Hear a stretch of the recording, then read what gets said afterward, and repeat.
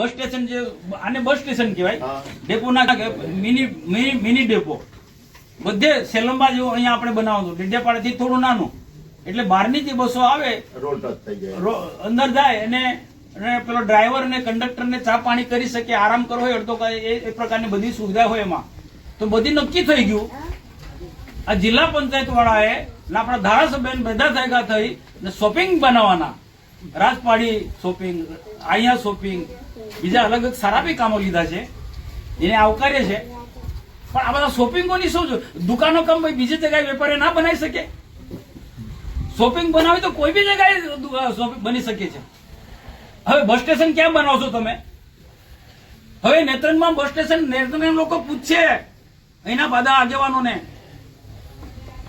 કેમ bus station નથી બનાવતા? ઠરાવ થયો કે જિલ્લા પંચાયતમાં એને કાઢીને તમે શોપિંગ બનાવવાને કમ શોપિંગ બને એટલે ટકાવારી મળે. હકીકત જ છે ને ગિરીશ, શોપિંગ બને તો બધાની જ ટકાવારી હોય.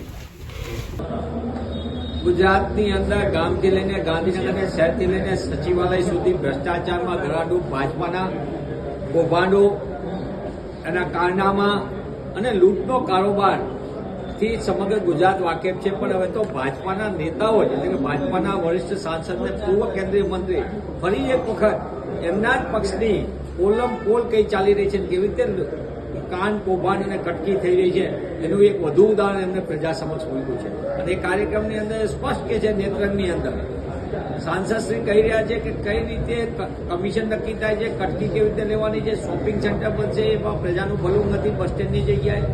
એટલે કે જનતાની સુવિધા છીનવીને જનતાના ટેક્સના પૈસાથી બનાવનારા વિકાસની વાતો કરનારા કાન કૌભાંડ કટકી કરીને કમલમમાં જે નાના કરોડો રૂપિયા જમા કરાવવાનો ખેલ ચાલી રહ્યો છે એનું વધુ એક ઉદાહરણ નેત્રંગમાં સામે આવ્યું છે.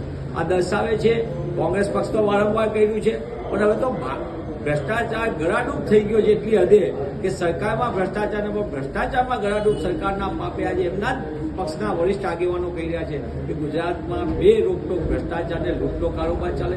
ત્યારે કોંગ્રેસ પક્ષ તરીકે હું માંગ કરું છું કે ભાજપાને થોડી પણ શરમ હોય તો તાત્કાલિકપણે આ સમગ્ર કૌભાંડની તપાસ કરાવવામાં આવે.